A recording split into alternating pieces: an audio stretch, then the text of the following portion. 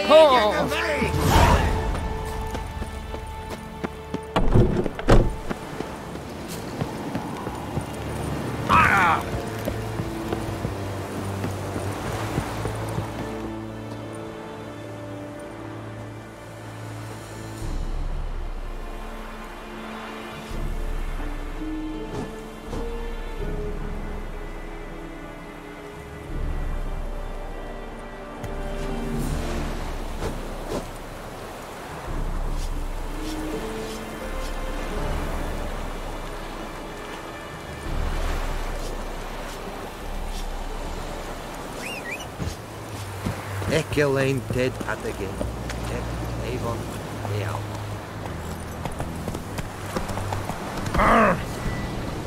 Make way!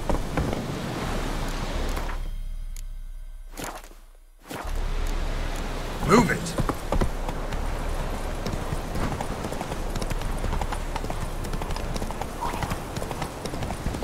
Damn, you're ugly.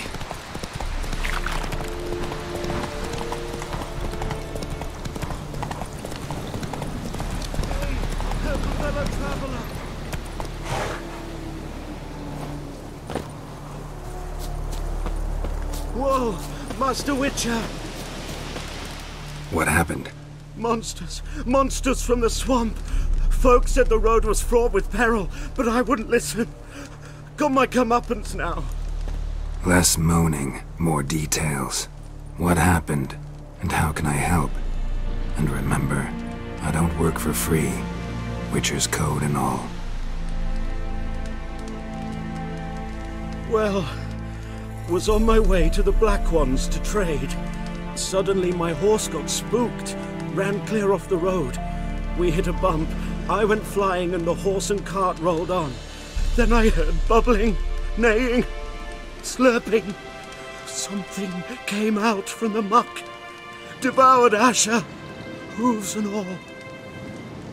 No doubt my goods are still on the cart, but I'm too afeard to go and see. Thought maybe you. I'm most concerned about a little box. Bring it to me, I beg you. Fine, I'll go. Let you know if I find that box.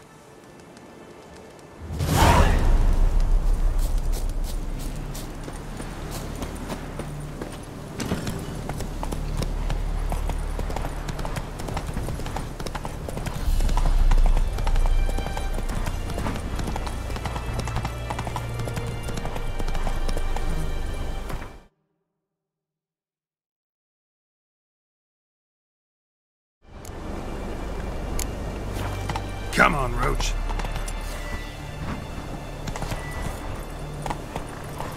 Ah!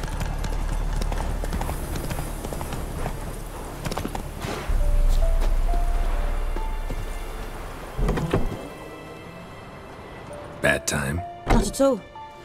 Hand me the beggar tickets, the red bloom. Well, well, one versed in herbs. Probably saying too much, but I know a bit. For instance, that beggar tick's poisonous. In large doses. Small ones soothe pain and bring forth pleasant dreams. Which is all I can hope to do for her.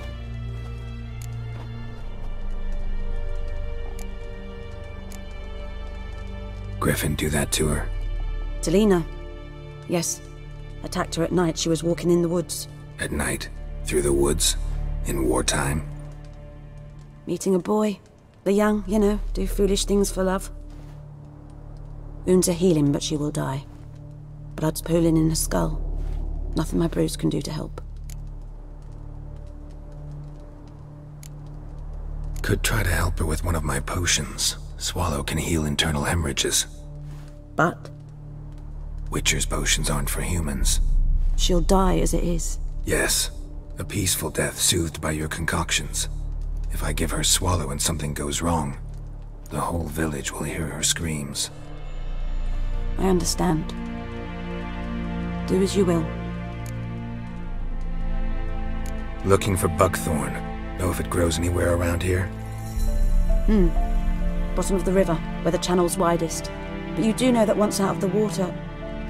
It'll stink worse than a week-old carcass. Counting on it.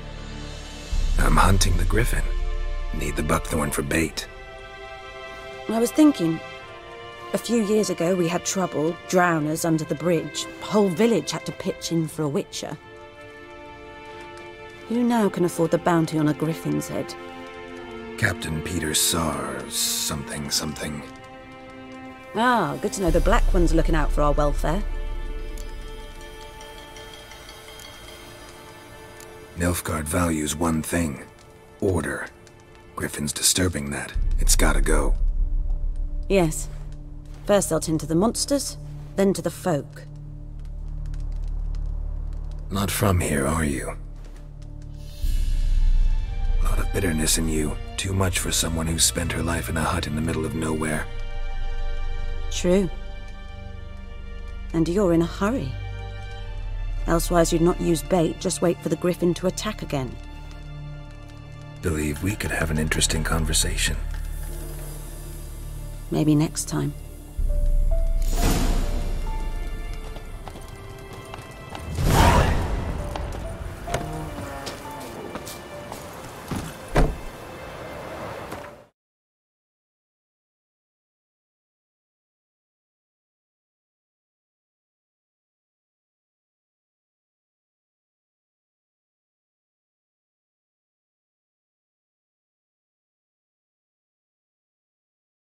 A few years ago we had trouble, drowners under the bridge. The whole village had to pitch in for a witcher.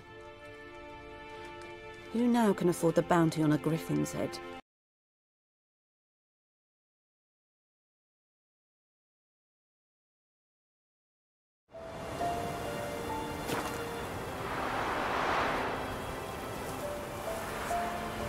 Move it!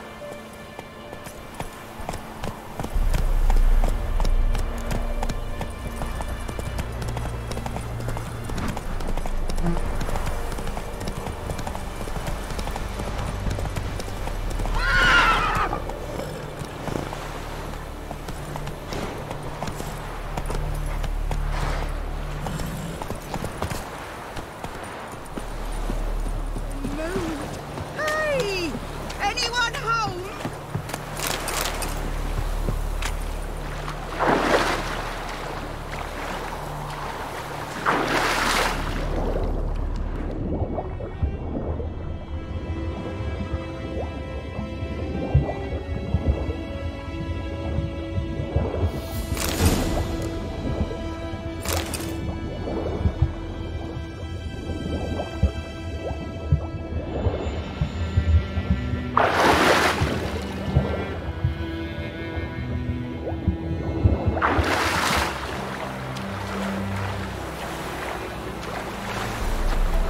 Last time I stepped out Lost your key, ma'am? No, not me key. Me pan. It always sat there empty, this hut. That is, till the night afore the battle. A man arrived, walked right in like 'twere his own. I was standing at my window, peering at the goings-on. He must have liked me, 'cause next I knew, there he was, coming my way. So I grabbed me pan for protection, see?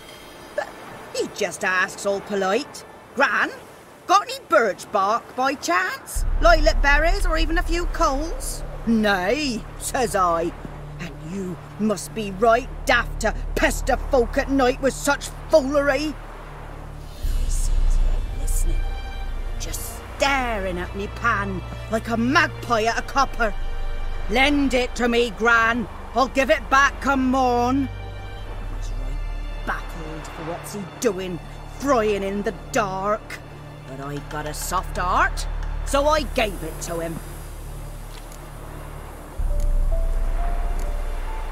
Fascinating story. Any chance you're nearing the end? Afore dawn, another rode up to the hut. But come on, only the first fella left, locked the door, hopped on his horse, and that were all I saw of him, and me pan. 'Twere old, black with soot, not worth much, I suppose, but I've no other. Will you help me, dearie? Bring an old widower pan. I could never break down that door myself, and in truth, I'm afeard to go in any road. Such a stench wafting out. Methinks the other fellow, well, that he's lying there. Never taken on a pan contract. Fine, I'll go in, look around. You should wait here, just in case.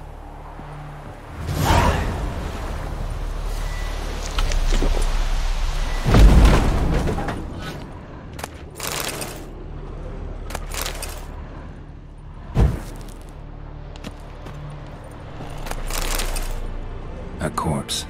Explains the stench. Checked monocle. Interesting. What's that, dearie? Nothing. His throat. He was garroted. And some old scars. Kind of soldier might have. But when I gab to myself, they say I'm going barmy.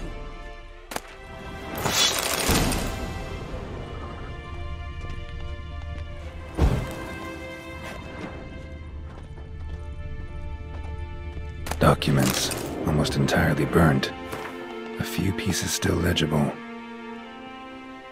Found the pan, have you? The priceless frying pan. Scrubbed clean.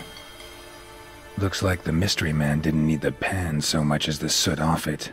To make ink, write letters.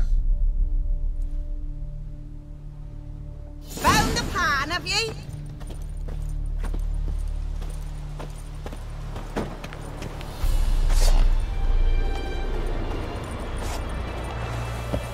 Here, your frying pan. Mine? But mine were black with soot, and I could see myself in this one if I wanted. But them years are past. It was the soot the man needed. He scraped it off to make ink. Must have had an urgent letter to write. Urgently burned some other documents too. And the other fellow? Dead. Round up a few boys and bury him outside the village. Deep, so the necrophages don't dig him up. And take my advice. Don't mention this to the Nilfgaardians. Hang about! You've earned a token of thanks. Here, sonny, for the road.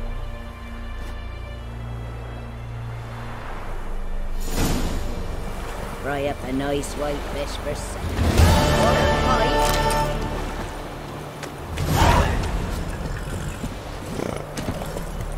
Let's go!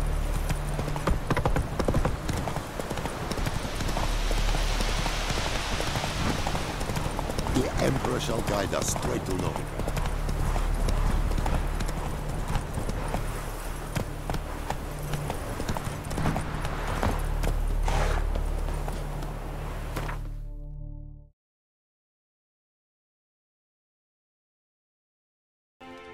Captain Peter Sar, something.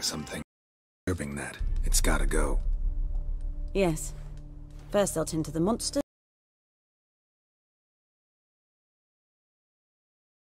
Years are past. It was the soot the man needed. He scraped it off to make ink. Must have had an urgent